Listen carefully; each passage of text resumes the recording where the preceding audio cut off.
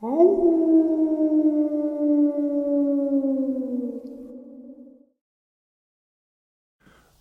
greetings and salutations, everyone. I hope everyone is doing well today. Today's upload, I have just an absolutely horrifying experience, and it goes along with what I discussed yesterday. Before we jump into it, a couple links. As many of you know, I rely on Patreon, PayPal, channel membership, and the merch to help the channel to continue to grow and go. Links to Patreon, PayPal, and channel membership is in the description below. Merch displayed directly under the video. Also, Dogman Frightening Encounters, Volume 1 through 3, the audiobook versions.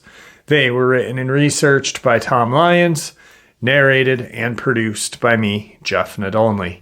Those audiobooks are available on Audible, Amazon, and iTunes, links to which are also in the description as well. And finally, last but definitely not least, if you'd really like to help support the channel to continue to grow and go, simply subscribe. It does not cost a cent. Click the like button, takes half a second. If you don't want to miss out on any of the informative uploads I put out daily, click that bell icon, and folks, please leave a comment. Why? Well, because all of these things really do help the channel to continue to grow and go. And folks, they definitely do matter.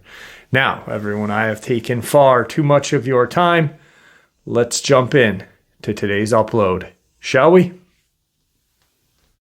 So in yesterday's first upload, I discussed or shared with you 3 years and 5 states that I consider to be the epicenter or the hotspot zone of the East Coast. And I believe that from that area, from Virginia, West Virginia, North Carolina, Kentucky, and Tennessee, that these dogmen spread out and either go north or go south. Obviously, during that period of time, there had been a couple of different attacks in Florida, and the government blamed Christopher Whiteley, obviously one, where the government, actually 2 police departments or 2 different law enforcement agencies, Sheriff's Department and a Department of Fish and Game, debated or fought against which killed him. 1, we don't know. 2, mountain lion. Then there was a home health nurse right around Thanksgiving in 2020, and they blamed her death on feral hog, which absolutely made no sense. Then you move north, and you have some very strange attacks all throughout the East Coast. And then there's got to be some epicenters out west. I really haven't taken a look too deep into that. I know Oklahoma would quite possibly be a hot spot for the western part of the country, because there's quite a few strange attacks out there as well. And then north, obviously, Oregon, Washington, California.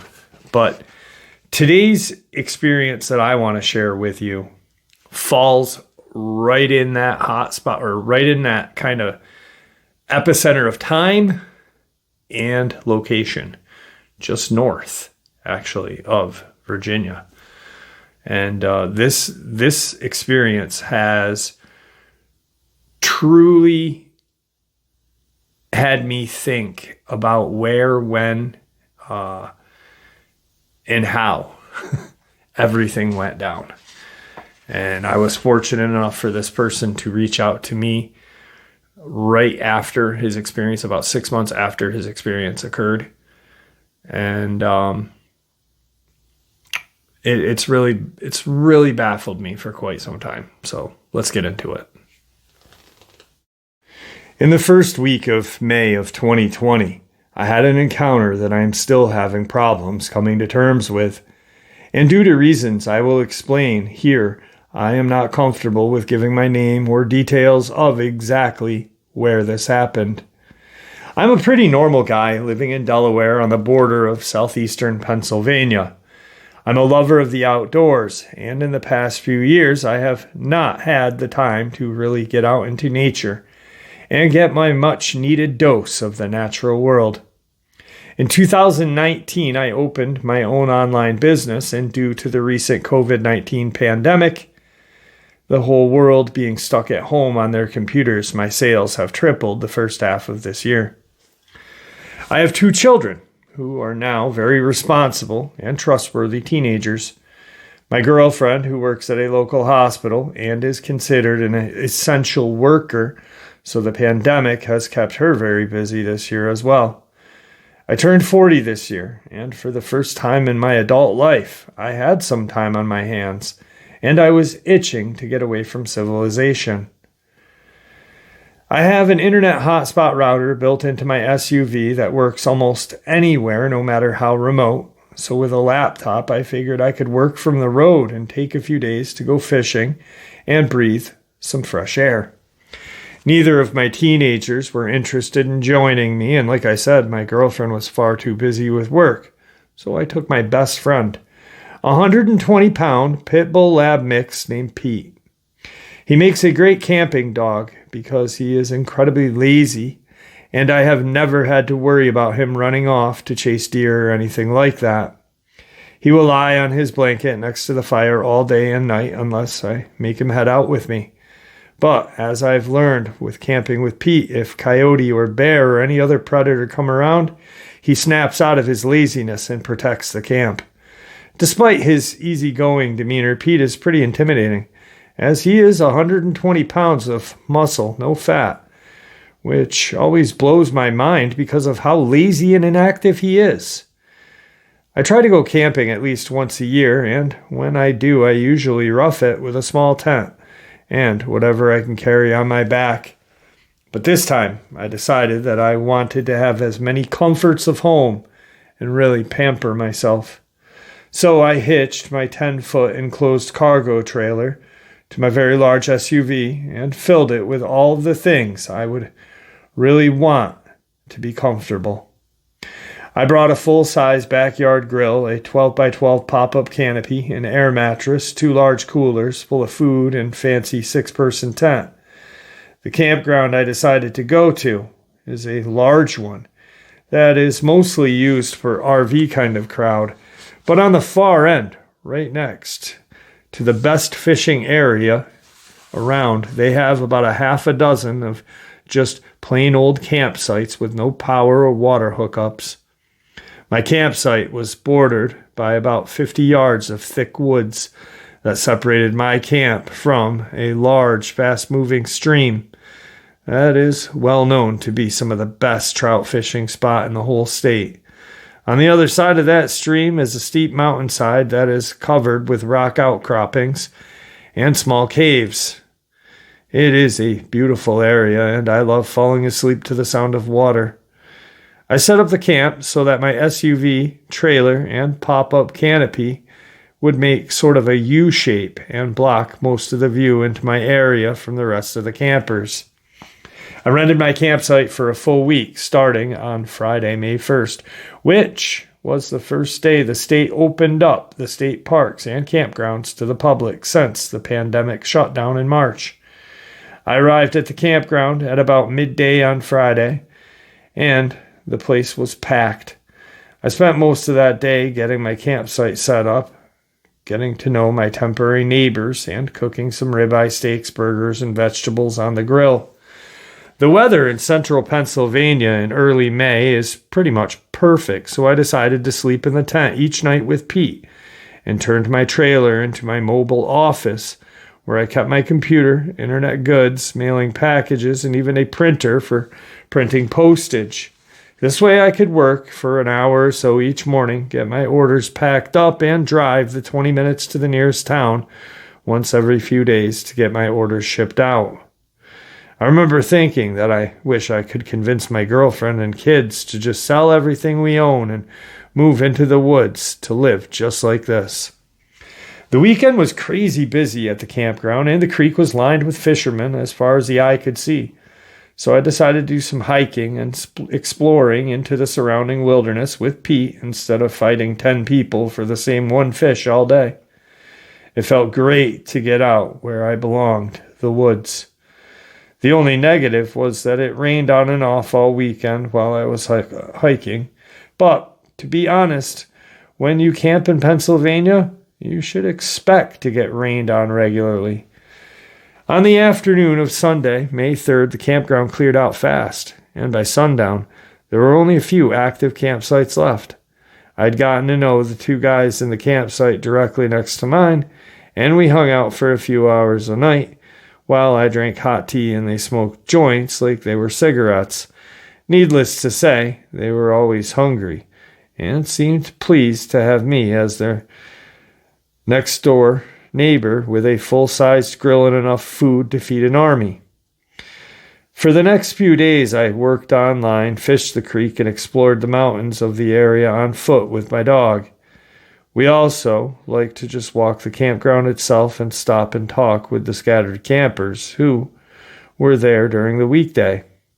On Tuesday afternoon, a few of them told me about a black bear that had made its way into the more accessible side of the campground, raiding their camps the night before. This had me a little concerned because, well, after all, I had a full-size grill sitting out in the open at my camp that had been cooking delicious food for days on end. I debated putting the grill inside of my enclosed trailer at night, but laziness got the best of me and I left it out. Once again, Central PA has a rather large black bear population, and I was already aware of this, so at night I slept with a Mossberg Maverick 88 12-gauge shotgun loaded with double-aught buck in the tent with Pete, and just in case a rogue bear posed danger to us, I had forgotten to pack my Ruger Redhawk 44 mag for hiking. So while out in the woods, I had to rely on my S&W Shield 45 ACP that I already had on my hip when we left home. It was not ideal, but I figured it was better than bringing nothing. On the night of Tuesday, May 5th, my new friends and I cooked up some barbecue chicken thighs, baked beans, and baked some more potatoes wrapped in aluminum foil in the fire pit. They produced a small bottle of vodka as well, and we made a few orange soda spiked drinks to go along with our fancy campsite dinner. All the food and drinks combined with too much fun had worn us out a little early, so we parted ways and got ourselves prepared to crash for the night. A night that would prove to be the most terrifying night of our lives. At about 10 p.m., I loaded 4 shells of buckshot into my shotgun, got the tent all squared away, and lied down in the tent with my dog next to me on his bed and blanket. I put some Citizen Journalist news on my phone and put one headphone in my right ear to keep my left clear so I could listen to my surroundings and enjoy the sounds of nature. My tent was pitched close to the tree line with the rear of the tent facing the woods. The noise of the frogs and insects at night were super loud and is a kind of song that puts me to sleep better than a lullaby ever could. The next thing I remember is waking up, my eyes popping open to some kind of hollow metallic noise just outside of my campsite. I lie there perfectly still with my heart slamming from the quick spike of adrenaline that flooded my veins. Then bang!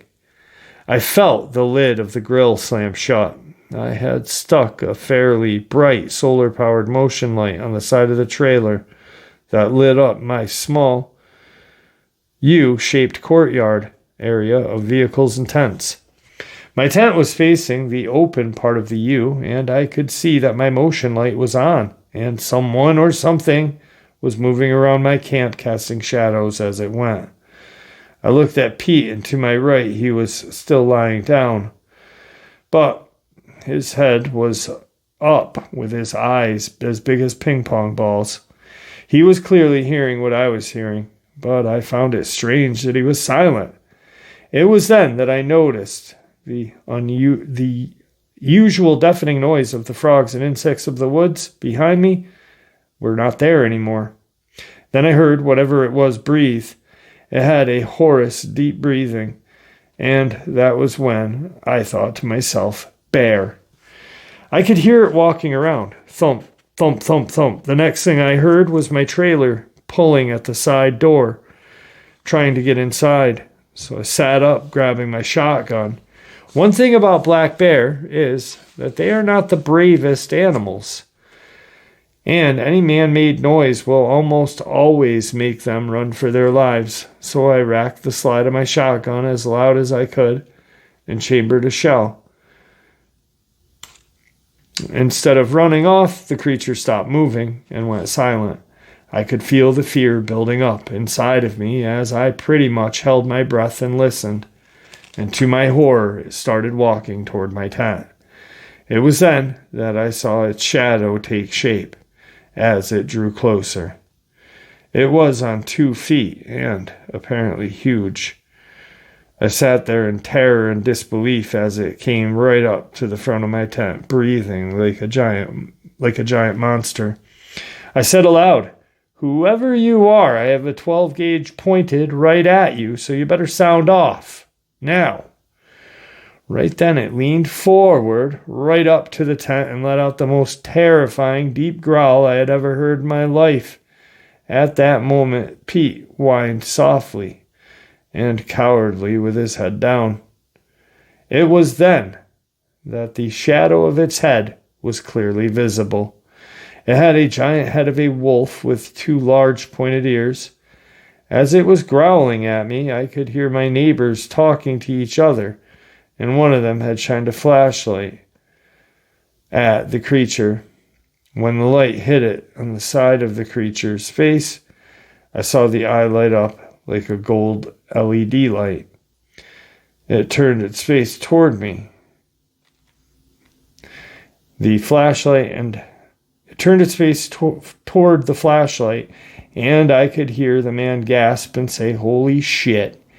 Then it turned its attention back to me and growled again.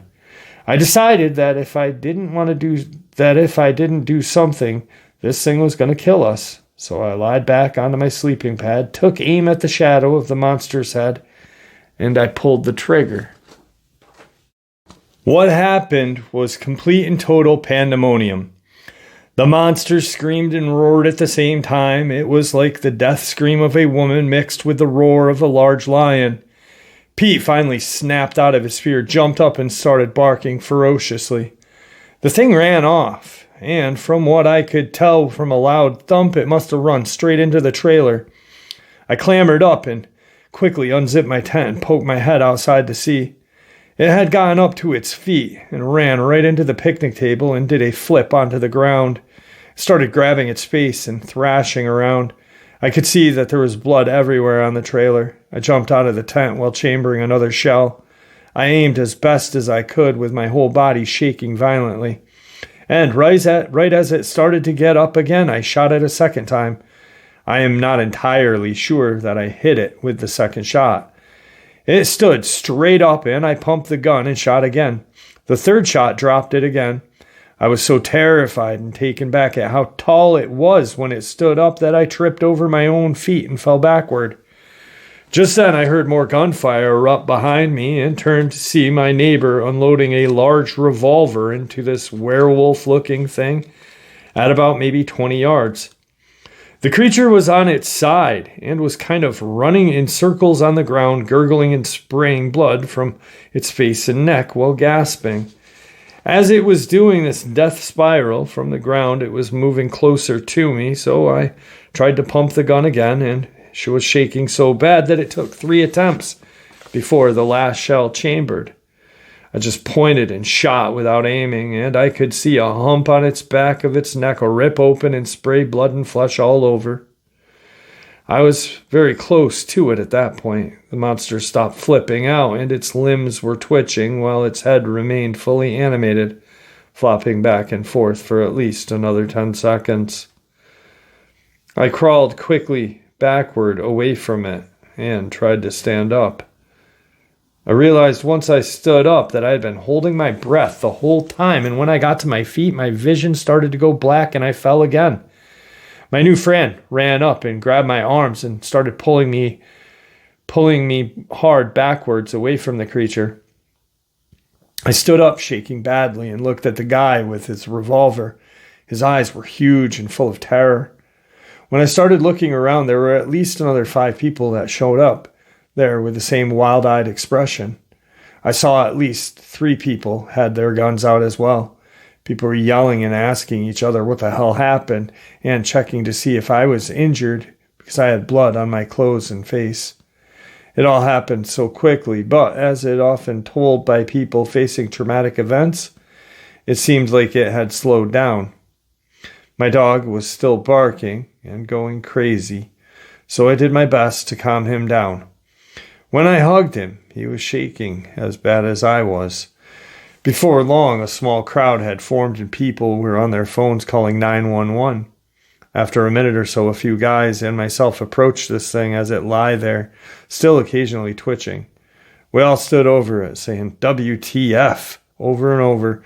Eventually, we were all saying, it's a werewolf, in disbelief. All at once, people started taking pictures with their phones. Mine was still in the tent. This wolf man was dead.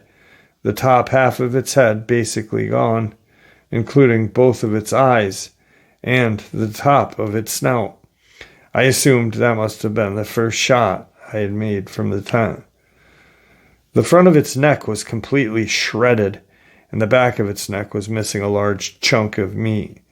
Other than that, it was pretty much impossible to see exactly where the other injuries it had sustained, as it was completely covered from head to toe in blood.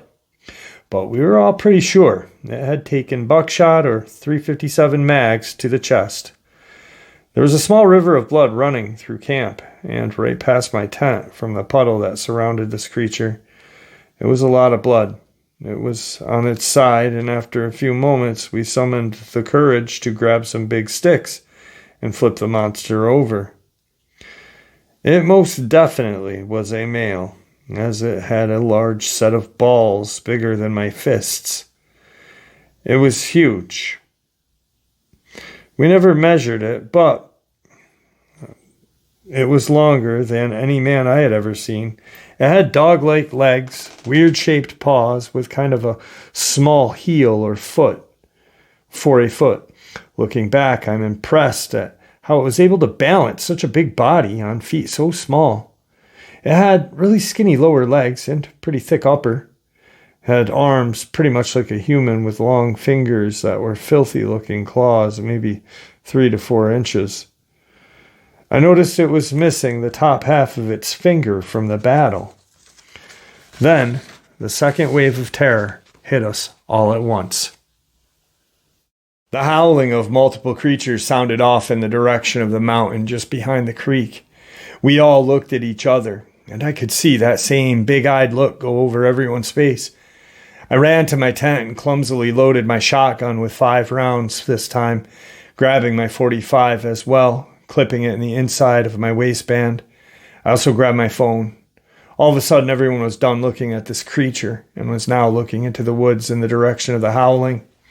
It kept up for a few minutes, and we could all hear the howling getting further and further away. The police, game wardens, and paramedics showed up all at once. I could see from the flashing lights that they had blocked the entrance to the campground up the hill, off in the distance. The cops were just as surprised and freaked out as we were when they first saw this creature. The 2 game wardens looked worried, but not surprised. They told everyone to not take any pictures and made everyone clear the general area. The wardens were both on their phones almost the whole time from then on. Paramedics cleared everyone and tried to get me to agree to go to the hospital and get checked out, but I refused. The only injury I had was to my hearing, as I was half deaf for a few days from all the gunfire and noise. The paramedics were also very silent and looking worried like the game wardens. The police took my shotgun and the revolver from the neighbor. They let me hold my .45. They made everyone else put their guns away, and anyone who was there was rounded up for questioning. Everyone was told to stay off of their phones, which was not much of a problem, as only a few people's phones got signal in the campground. When I asked the game wardens what the hell that thing was, they told me they didn't know, but that it looked like some kind of mutant bear or large canine. A few hours later, an SUV full of guys showed up. They were all wearing large Glocks and dressed in cargo pants and t-shirts. They immediately took me and the other who were involved aside and began questioning us. They told me that they were from the Federal Fish and Game, and they were very interested in the howling we had heard after the battle ensued. They must have asked me 10 times about where it was, how close it sounded, and what it sounded like. They also repeated to me at least 100 times that I was not to tell anyone what happened, and they would get to the bottom of things and find out what I had encountered.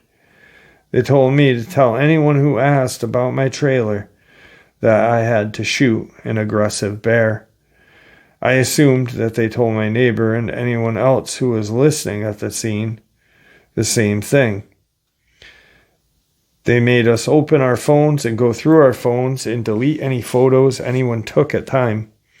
They also told me that if any pictures were to come out of this creature, that it would spell trouble for anyone who had them. They threatened me with all kinds of trouble if it got out. They didn't want to pretend that I was seeing things. They just point blank and politely asked me not to tell anybody or talk about it, and to lie about the trailer damage. It would seem that I was asleep for only a couple of hours before this Dogman showed up. By around 4 a.m., the officials had already gotten to everyone in the campsite, and I assumed the other people were told it was a bear and made to pack up and get ready to go. They said it was not safe, and they had to close the campground until they were sure that it was safe.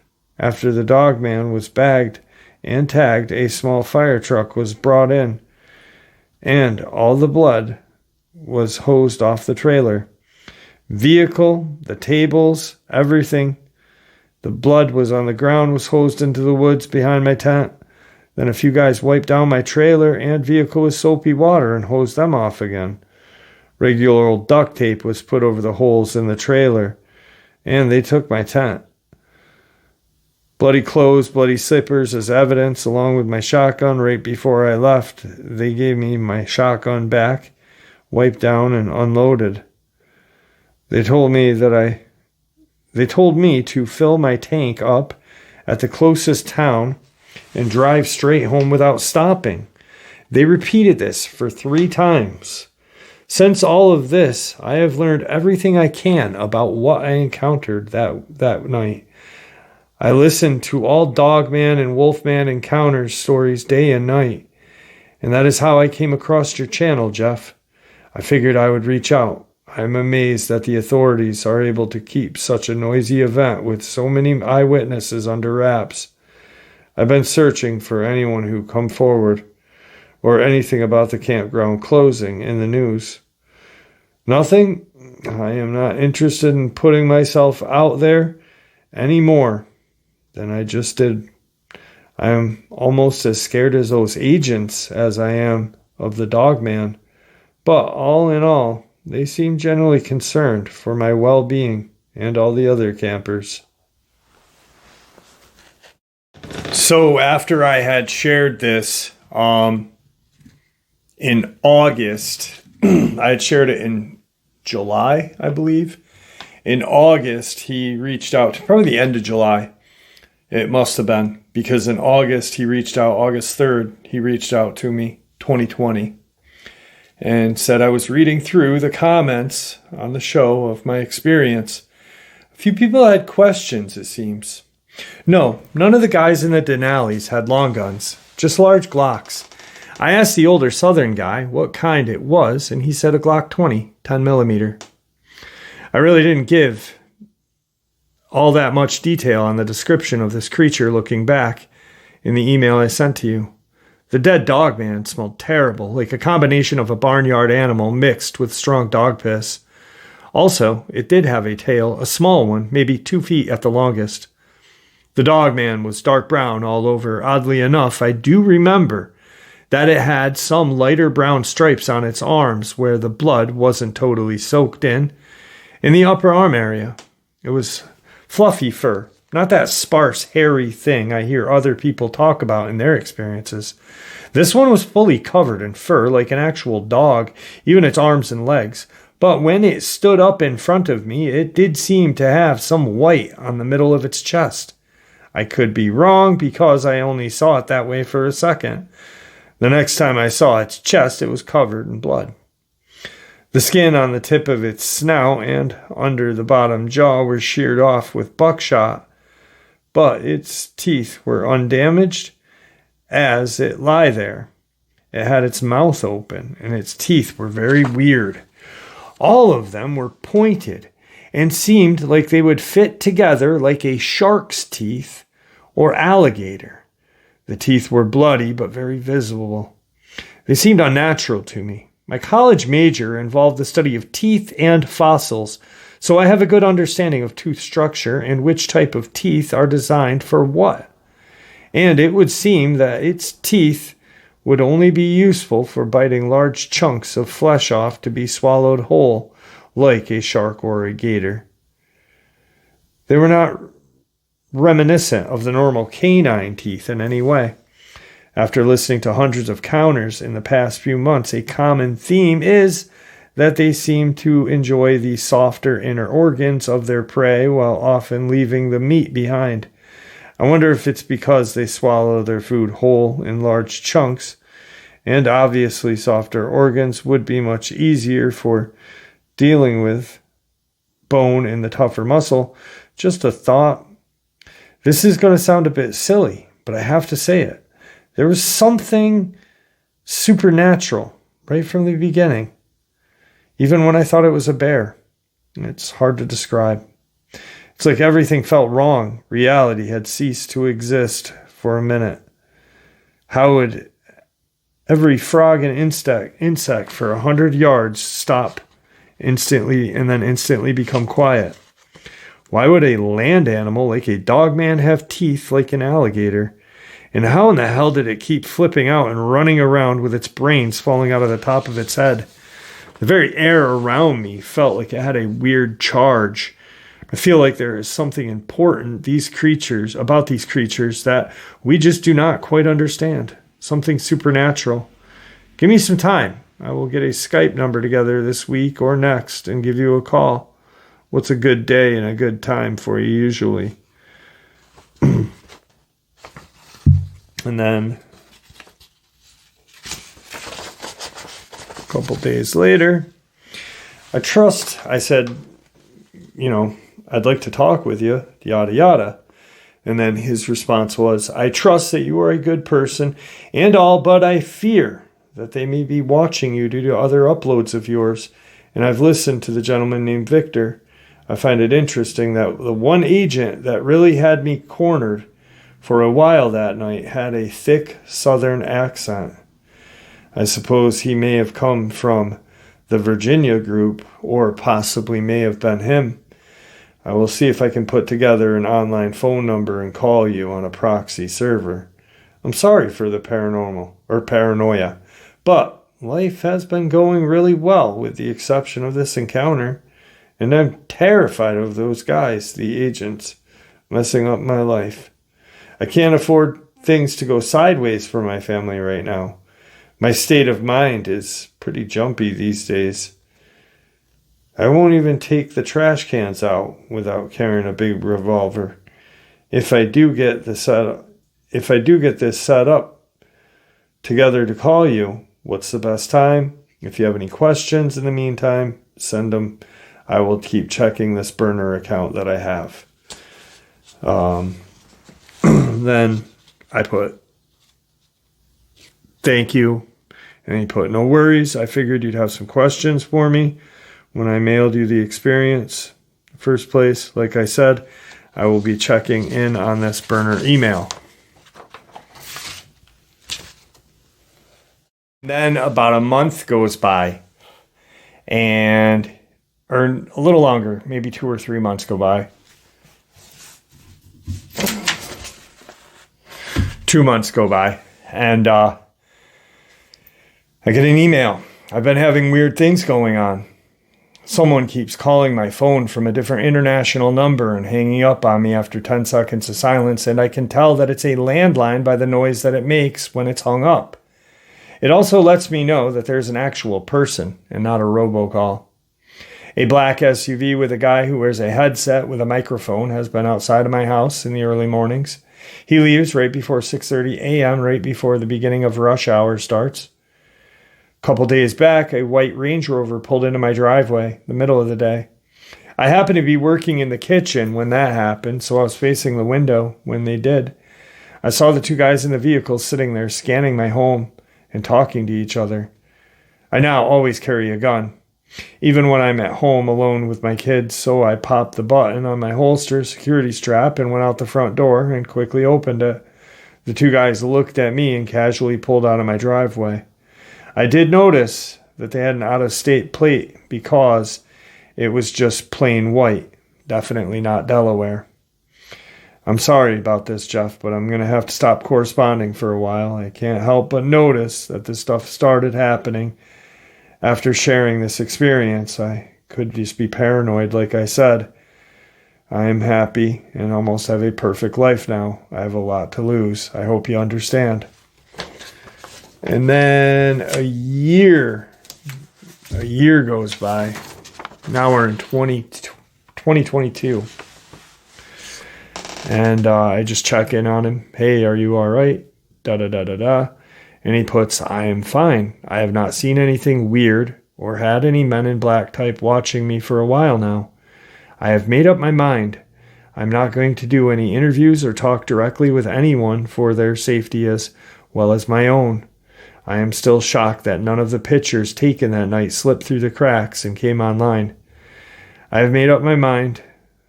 to send my encounter to numerous cryptid channels and give more exposure to your peers and listeners. And he sent them to apparently he didn't know that creepypasta channels are fake, because he sent this experience to a couple of those as well. But it's his experience, he just wanted to, like it says, I have to think that more than one people there that night have gone online looking to see if the experience made it to the world. I am hoping to find someone with more balls than me that snuck out some pictures or maybe a video from the guys in the SUV and will anonymously leak it somehow. Thanks for doing your part. If I had not had the experience like I did, I most certainly would have looked at experiences like I had as ridiculous. But I would imagine with real-life monsters roaming in the populated campsites and neighborhoods, the government would indeed have to have some sort of task force to deal with these. Thanks. So he'd let me know a couple of channels that he shared it with, and a few of them were creepypasta channels, just because they, there are creepypastas written about Dogman. And, anybody that has a passion about this sees Dogman and they go to a video just to watch it. Sometimes they can't distinguish if it's real or not. His was 100% real, and I'm thankful that he shared that with me first. One, because he shared it with a real channel that talks about the real stuff, not just clickbait views. Like a Dogman bred with my Chihuahua or something. But this experience still baffles me, and I still look into it periodically.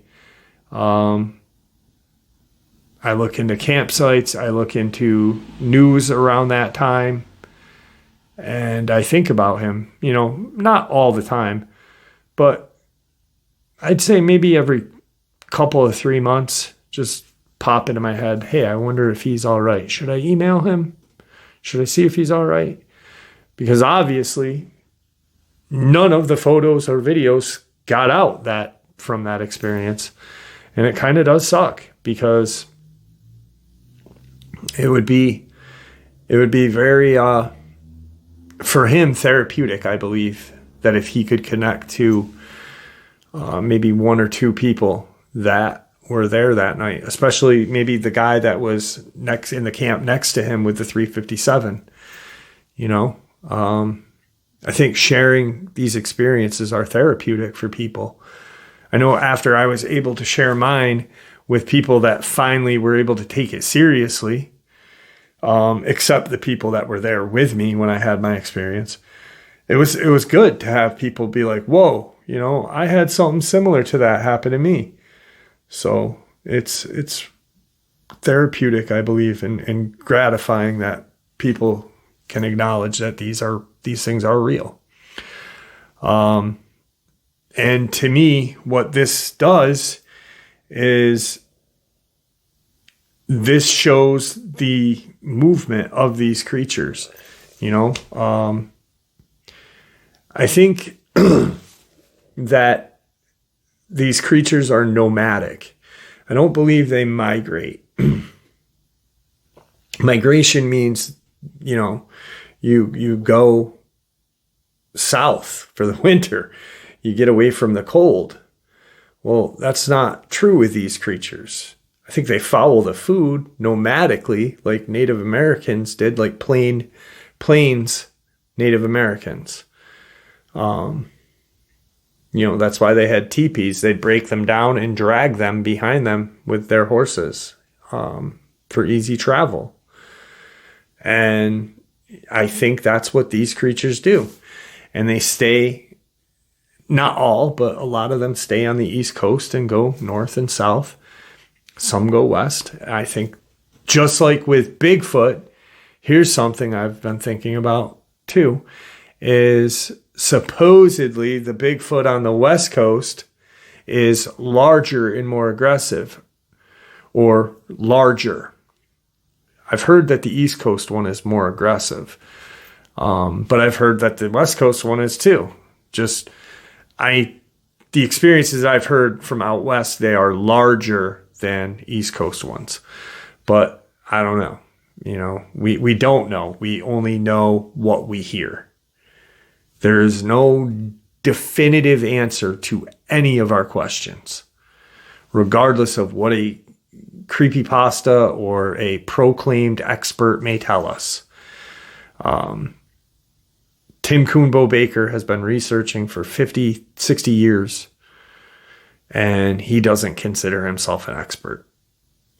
He has done lots of studies on these things and lots of research on these things, but he's not an expert. I don't know one. I've never met one, and I never will, because I don't think we'll ever have one until we have one of these creatures on a slab that is not sanctioned by the government, and that it's an independent study. So with that, I'd like to thank you all for supporting the channel. It is, after all, your support that keeps this channel growing and going. And honestly, what gives people like him a chance and a place to share their experiences without ridicule, just treated with the respect that we all deserve. Thank you. That is all because of you guys. Everyone, please stay safe, happy, healthy, and ever vigilant, keeping an eye on our children, our pets, our family, and friends. These creatures are real. They are out there and dangerous. Share this information with those you love and care about, and it may just help save their lives someday. Till next time, never stop asking questions. Never stop searching for the truth, and God bless.